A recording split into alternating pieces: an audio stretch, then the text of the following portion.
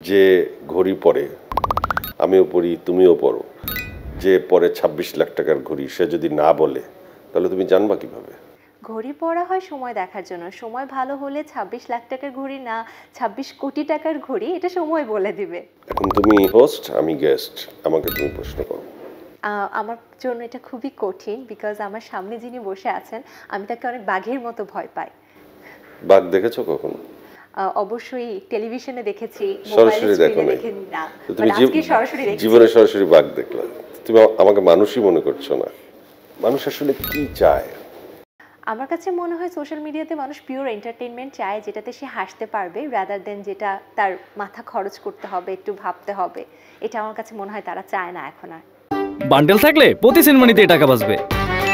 বিকাশ send money bundle কিনে জিতুন প্রতি লেনদেনে। ইয়াং জেনারেশন, তুমিও ইয়াং, তোমার জুনিয়র অনেক আছে যারা এখনো ভার্সিটির গণ্ডি পার হয়নি, তুমি তো এমবিএ করে ফেলেছো।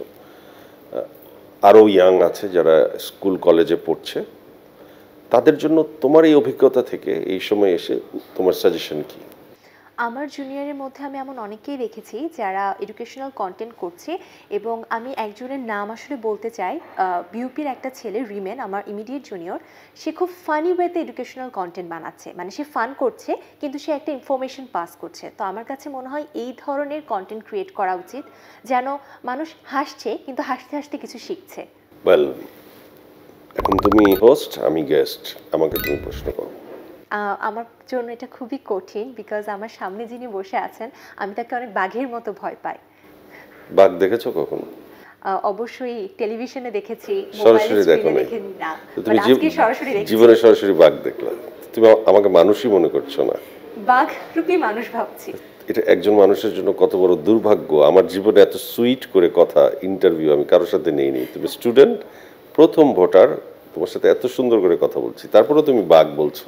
মানে কথা তো আসলে সুইটভাবে এখন বলছেন শুনছি, কিন্তু আপনার অন্যান্য ইন্টারভিউ দেখে আমি এতটাই ভয়ে ছিলাম যে আমি এখনো নার্ভাস। আমার কাছে মনে হচ্ছে একটা উল্টোপাল্টা কিছু হলেই আজকে আমি শেষ। আর তুমি খুব সতর্ক। অনেক বেশি। সতর্কের প্রিপারেশন কি কি ছিল? তেমন কিছুই ছিল না, খালি অনেক দোয়া করেছি যেন যাই বলবো ঠিকভাবে বলতে পারি, কোনো কিছুতে যেন আটকে না যায়, কিছু না কিছু বলে যেন পার পেয়ে আসতে পারি। ওকে, লাস্ট একটাই প্রশ্ন তোমার কাছে, জায়েদ খানকে কিছু উপদেশ দিতে হবে, উপদেশ দাও। আসলে উপদেশ দেওয়ার মতো তো সেই অবস্থায় নেই, তারপরে যেহেতু আপনি প্রশ্ন করেছেন আমি একটা কথাই বলতে চাই। আমরা যে কাজটাই করি না কেন সেটা যদি একটু বেশি শো অফ করি তাহলে অন্যান্য মানুষেরা আমাদেরকে লেম ভাবা শুরু করে। শো অফ না করে জাস্ট কাজটা করে যায়, নাম এমনি হয়ে যাবে।